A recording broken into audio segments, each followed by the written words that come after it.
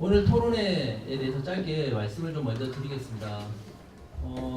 경기도가 청소년 노동권 조례를 2016년도에 통과를 시키고 2017년부터 이제 경기도가 처음으로 이제 청소년 노동권과 관련한 제반 사업을 좀 시작을 하게 되었고요.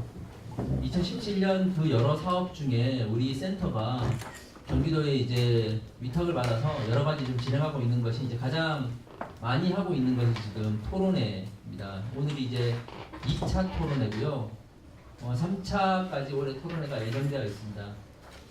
오늘 2차 토론회의 핵심 주제는 청소년 노동이 이제 알바라는 일반적인 비정규직으로만 이야기할 게 아니라 이제 학교 차원에서 이루어지고 그리고 사회 예비 노동자로서 살아가는 특성화 고등학교 학생들 그리고 또 직접 취업기에 연계되는 그 현장 실습 제도 관련한 토론회가 좀 많이 예정되어 있습니다.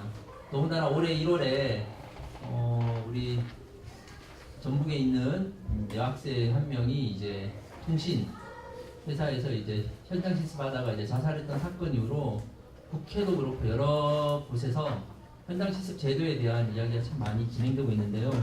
그런 취지에서 오늘 현장 실습 그리고 특성화 고등학교 관련한 토론회가 진행되고 있다는 걸 좀 말씀드리겠습니다. 1부 순서 바로 시작하겠습니다. 1부 특성화고 목소리를 듣는다 해서 청소년 3분 이야기 듣기로 했는데요. 앞에 나오셔서 5분씩 좀 이야기 듣도록 하겠습니다. 이희철, 김진철, 방재현 우리 3분 다 동시에 앞으로 나오셔가지고 같이 이야기 5분씩 듣겠습니다. 네. 박수로 모시겠습니다. 네. 안녕하세요. 저는 현재 2학년 기획과를 재학 중인 이희철입니다. 저는 현재 산학일체형 도시학교 학생으로 2학년임에도 불구하고 학습 근로자라는 신분으로 회사에 갑니다. 학습 근로자라서 적지만 월급도 줍니다. 확실히 회사는 학교와 달랐습니다. 학교는 안전을 가장 중요시하는 반면 회사는 그렇지 않았습니다. 학교와의 생활은 많이 달랐습니다. 학교 생활 중 다른 아이들과 달리 저는 과 실습실에서 하루의 절반을 과 실습장에서 보내는 그런 아이였습니다. 물론 학교는 가장 안전을 중요시 여기기 때문에 매뉴얼대로 안전지시를 지켰습니다. 처음 현장 실습을 나간 회사는 그렇지 않았습니다. 장기적으로 하는 곳엔 안전 장비가 갖춰져 있지만 잠깐 하는 작업엔 안전이란 존재하지 않았습니다. 간단한 용접 작업 시 용접 헬멧을 착용하지 않고 그냥 손으로 빛을 가리고 그냥 줍니다. 장갑도 그냥 면장갑을 끼고 하는 경우가 다반수입니다. 저는 현재 회사 공구실에서 일하고 있습니다. 회사 공구실은 회사에 필요한 각종 공구를 만드는 것입니다. 결삭 가공을 하기 때문에 환풍기가 필요하지 않은 곳에 있습니다. 하지만 한쪽 구석 잘 사용하지 않는 용접기가 있습니다. 가끔 차장님께서 한쪽 구석에서 용접을 합니다. 밀폐된 공간에서 용접을 하니 공구실 내에는 금방 용접가 쓰러집니다. 잠깐 하는 작업에 무슨 안전 장비냐고, 반대 안전 작업 장비를 착용할 시간이 어딨냐고, 설마 다치겠냐는 생각으로 회사는 안전에 소홀해집니다. 저도 자격증 실기 시험을 보던 도중 마지막 그라인더 작업을 할 때 그라인더의 전원 버튼을 확인하지 않고 그냥 전원을 묻다가 다리에 부상을 입어 열한마디를 꾸몄습니다. 이처럼 사고는 누군가에게 아무도 모르게 찾아옵니다. 학교에서 안전수칙을 잘 지키는 학생이었지만 잠깐의 실수로 부상을 입었습니다.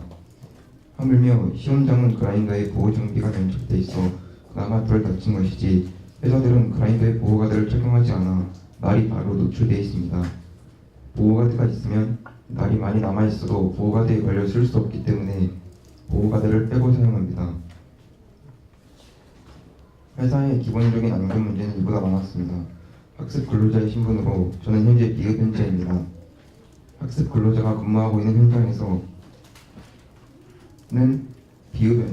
금연이 필요하다고 생각합니다. 저희 회사 같은 경우 화기 시설이 없어 흡연으로 인한 고통만 받지만 친구가 가는 회사는 화기 주의를 요구하는 가스통이 있음에도 불구하고 미성년자 학습 근로자가 있는 현장에서 그냥 대수롭지 않게 흡연을 한다고 합니다. 저는 학습 근로자가 있는 현장에서 흡연을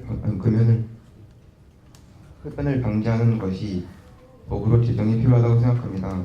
법 제정 후 끝이 아니라 학습 근로자가 근무하는 곳에 주기적으로 안전 검사와 흡연 여부 등을 확인하는 것이 필요하다고 생각합니다.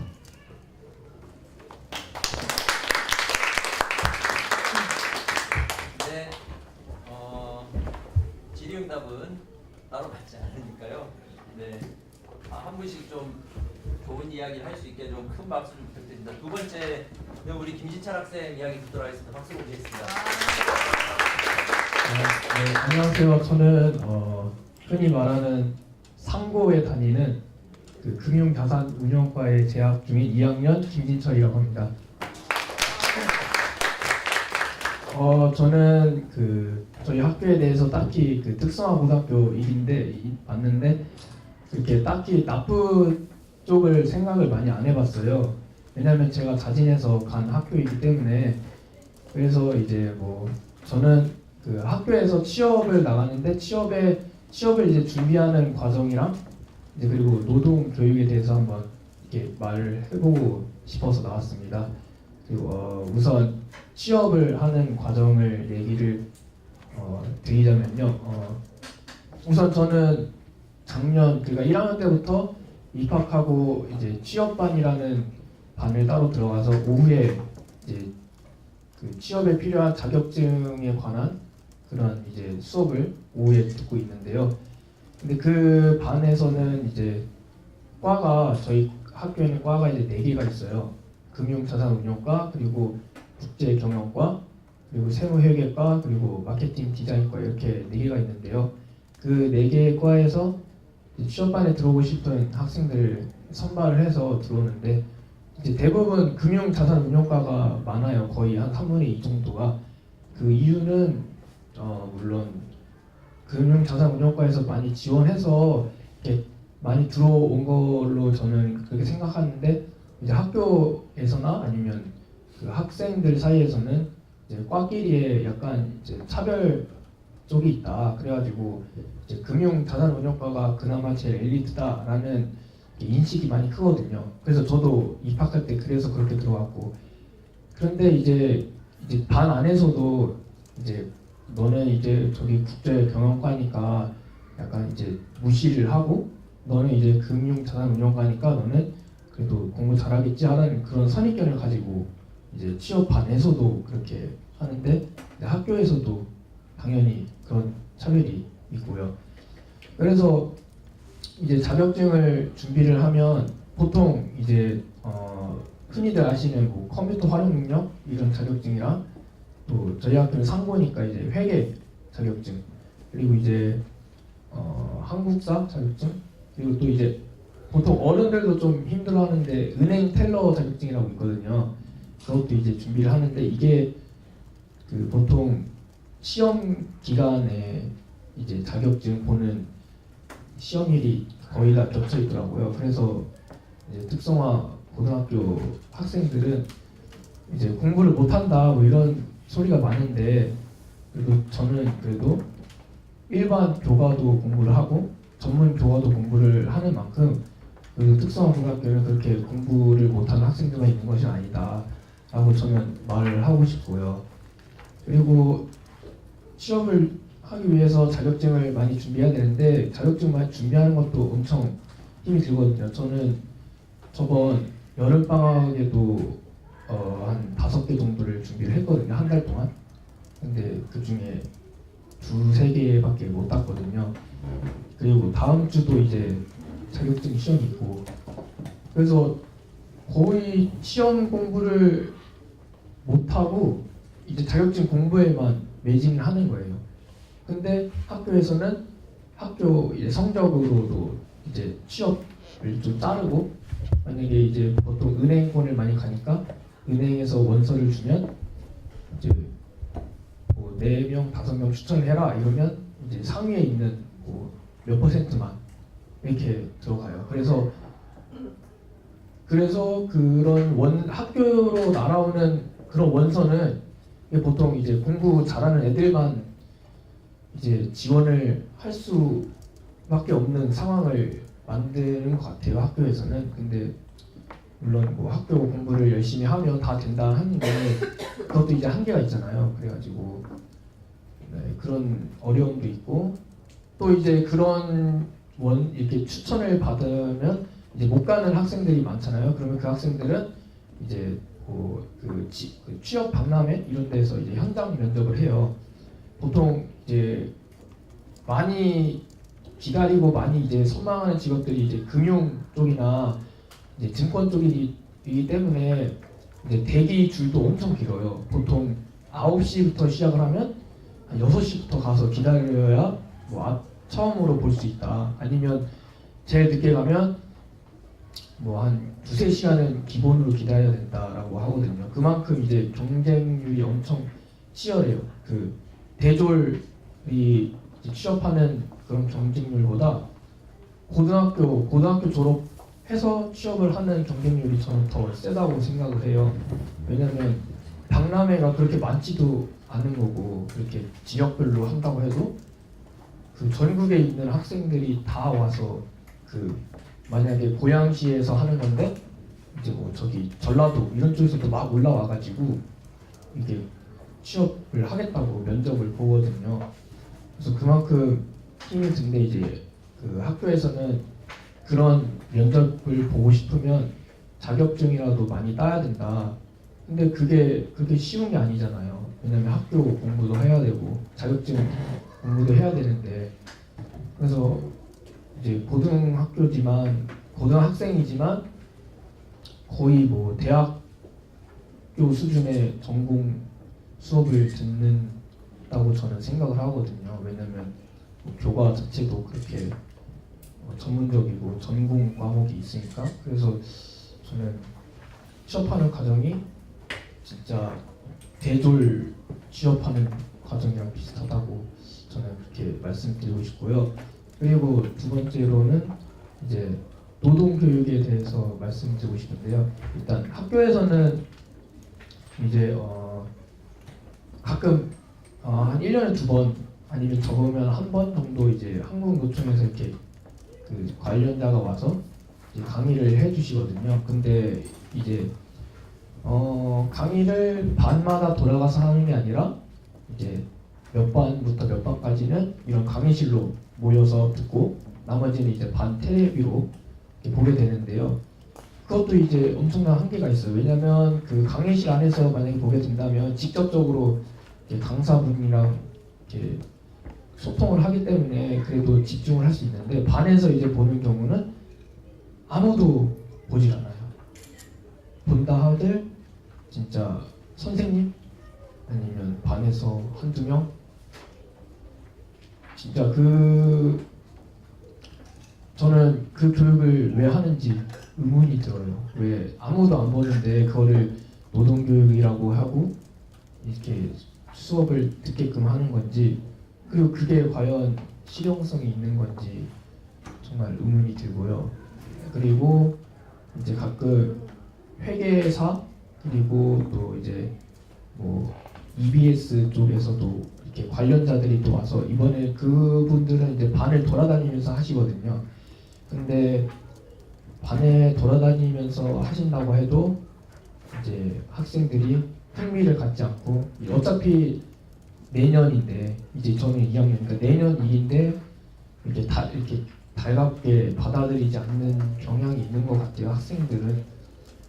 근데 저는 그런 교육을 이제 그렇게 1년에 몇 번씩 듣는 게 아니라 정규 과목으로 노동에 관한 정규 과목으로 이렇게 시간을 만들어서 전문 선생님들도 오셔가지고 진짜 그 쉽게 말하면 상업계니까 실습이 없어요, 현장 실습이. 근데 졸업을 하면 바로 취업을 바로 들어가거든요. 그러면 그 학생들은 뭘 알아야 되잖아요. 이 근로계약서 쓰는 것도 알아야 되고 또 뭐 주휴수당이 얼마 나오고 또 상여금이 얼마고 월차를 얼마 쓸 수 있나 이런 게 다 알아야 되는데 그냥 단지 1년에 몇 번만 총 3년이면 거의 적으면 3번? 아니면 많으면 뭐 6번 정도인데 그걸 갖고 과연 현장 실습 없이 바로 들어가는 학생들이 그런 내용을 듣고 과연 사회에서 적응을 할 수 있는지. 물론 선배들은 이제 그런 게 없다고 해요. 차별이 없다. 그냥 뭐 대륙이랑 똑같다. 저도 그런 쪽을 생각해서 이 학교에 온 거고요.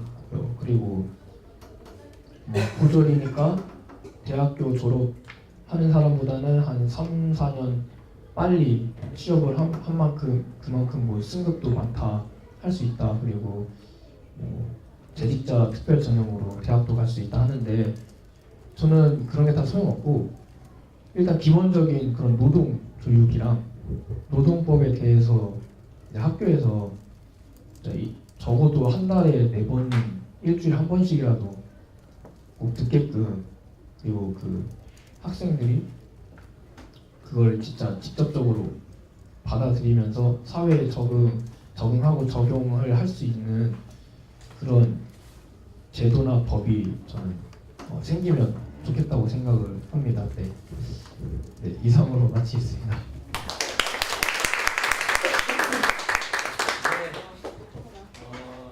마지막으로 우리 방재한 학생 이야기를 들어야죠. 부탁, 제가 뭐 부탁하는지 아시죠? 네, 5분 조금 더 넘어도 되는데. 아, 예, 알겠습니다. 해드리겠습니다.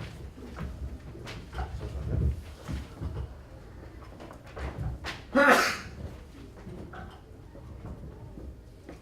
예, 안녕하세요. 2012년도에 일산정보산업고등학교를 졸업한 대학생 방재현이라고 합니다. 우선 앞에서 말씀해 주셨지만 고양시에서도 올해 발표했거든요. 근로자 노동인권 보험이 징징조래한 이제 제정해서 올해 안에 공부하겠다. 그 약속이 꼭 지켜지길 원하고 특성화고에서 배우는 전문 과목들이 지금 대학에서도 그런 전공 과목으로 개설돼서 실제로 교육되고 있기 때문에 특성화고의 수준이 높다는 것을 여러분이 아셨으면 좋겠습니다. 제 친척 동생의 경우를 말씀드리겠습니다. 친척 동생의 경우 일산국제컨벤션고를 다니면서 현장 실습을 나가서 에브라인 그룹의 직부에 속해 있는 카페 게이트라는 곳에 취업하여 매니저라는 직위로 활동하였었지만 연봉제로 계약했다는 이유로 시간 외에 별도 수당을 지급받지 못하였고 매장 마감 시간 지났음에도 불구하고 점장의 압박으로 퇴근하지 못하고 계속해서 업무를 진행해야 했습니다. 더 안타까운 것은 인턴 기간이 만료된 후에도 계속해서 정규직에 대한 이야기를 미뤄지며 재계약을 통해 근무하다가 결국 열정페이에 대한 강요로 본인이 직접 퇴사하였다는 것입니다. 제가 직간접적인 경험을 보고 겪은 이 3가지의 사례를 말씀드리면서 여러분들에게 하고 싶은 말은 기업들이 아니면 인사 담당자들이 해주는 그런 구두 계약에 너무 목맬 필요 없다는 것과 특성화고가 취업을 밀고 있는 것은 사실이지만 여러분의 선택에 따라 진학을 할 수도 있고 취업을 할 수도 있고 자신의 진로에 대해 좀 더 고민하는 시간을 가질 수 있다는 것입니다. 꼭 남들과 같은 길을 가려고 애쓰지 않으셨으면 좋겠습니다. 그렇게 하지 않아도 사회 구성원으로서 무엇이든 할 수 있는 일이 있다는 걸 말씀드리고 싶었습니다. 마지막으로 특성화고 학생들의 권리 향상에 대해 도울 것을 약속하고 응원하며 이야기를 마치겠습니다. 감사합니다.